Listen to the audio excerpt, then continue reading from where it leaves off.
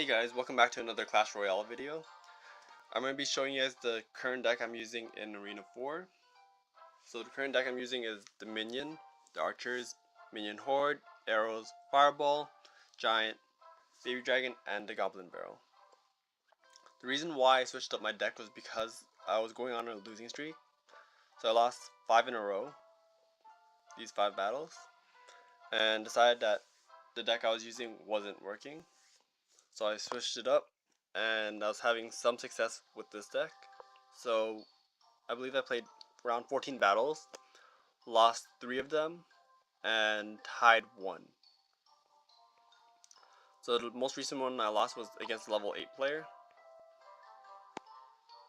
And as you can see, all of his cards had at least 1, if not more, levels on my cards.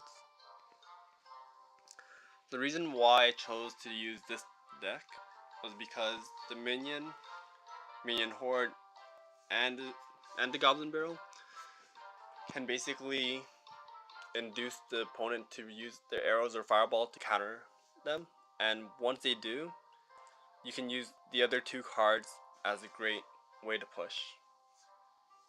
The reason why I'm running both the arrow and the fireball is because arrows are great against small troops such as the goblins, minions, minion horde, while the fireball is a great way to basically damage spawners, barbarians, and if you want, you can also use it to attack minion horde, goblins, skeletons, etc. And especially at the end of the battle, if you're down a crown tower, or let's say you're tied, having the fireball can help you get rid of a low HP crown tower on the other side of the map. Anyways, I'm going to show you the most recent attack that I won against this Russian player. It was against a level 8 player. So what I did first was I used the Goblin Barrel as a way to check if he had the arrows in his hand. So since he didn't arrow them at first, I was pretty sure he didn't have the arrows in his hand, and possibly not even in his deck. So I countered his giant with my minions, and then my baby dragon to counter his spear goblins.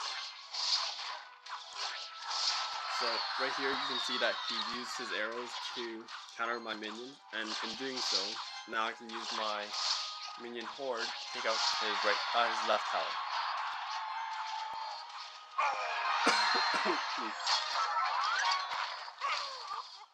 That's one mistake he made right off the bat, and that cost him his first crown tower. So right now I'm in the lead 1-0. So the Expo, after the nerf, has become pretty useless since it takes around 5 seconds to deploy, and during that time it allows me to have my troops on the floor ready to counter it. So I used the arrows to counter his minion horde, and now I was a bit aggressive on that play by dropping my baby dragon a bit too early. Should have waited a bit for his giant to deploy and get to my side so that my baby dragon didn't have to take any damage. That's okay. So I'm going to use my minion horde to counter his giant, and his arrows missed all of my minions except for 1. So that mistake cost him a lot of damage on that right crown tower. And since I didn't have my arrows, I didn't want to waste a fireball on the minion horde. I used my giant to distract and my archers to help get rid of that minion horde.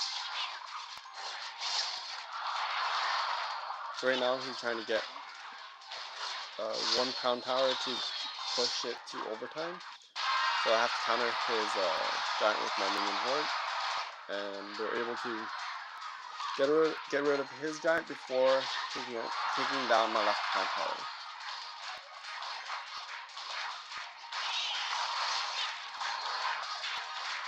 So right now, as time is ticking down, he wasted his arrows, and my goblin barrel was able to get onto his side and do a lot of damage. Had my fireball been a higher level, I probably would have been able to take down the right hand tower, but it wasn't, and the arrows were a second too late to do that.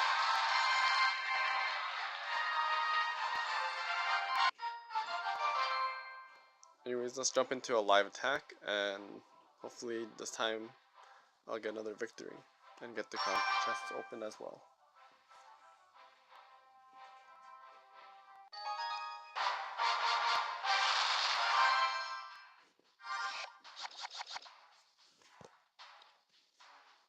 Okay, so I'm going to drop my goblin barrel to test if he has the arrows. Okay, so he has the minion arrow. And what I'm going to do is use the arrows to kind of should have dropped it a bit higher up, and in that way I would have gotten his spear goblins as well. That's okay. So he has the skeleton army, which is a great counter against my giant. It's also a great counter for the prince and the mini P.E.K.K.A. So what I'm going to have to do is make sure that I take out his witch so that she doesn't spawn any more skeletons. So he has the minion horde again, so I'm going to fireball it. Make sure it doesn't get to my tower. And now I'm going to play it slow.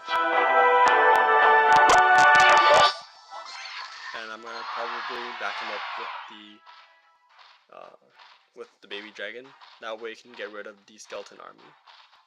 But if not, I can use my arrows to counter that as well.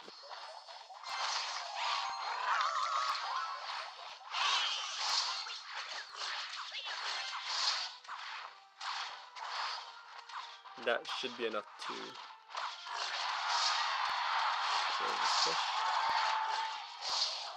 should have dropped the arrows a bit earlier, that way I would have taken out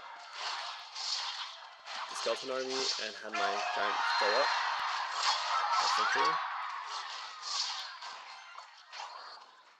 Gonna wait and see if I should use my fireball.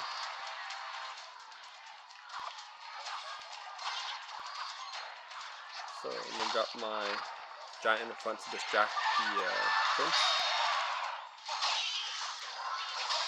And I'm gonna use my baby dragon to try to take out his small push on his left hand side. Arrows are a great way to get rid of the skeleton army. And now I have my baby dragon and the minion horde pushing.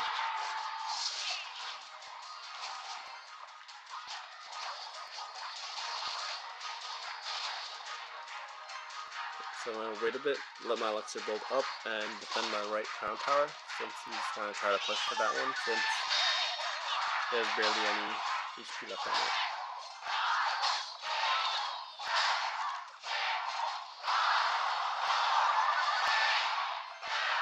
So, I was able to take the 1 crown victory against Poseidon, and now I'm able to open my crown chest. Let's see what's in the crown chest before ending off this episode. 276 gold, 2 gems, 9 knight, 11 Tesla, 16 archers, and 4 barbarian hut. I think the only thing useful in that was the archers, since that's the only one I used. And that's pretty much it for this episode. Subscribe if you haven't, like this video if you liked it, and until next time, peace.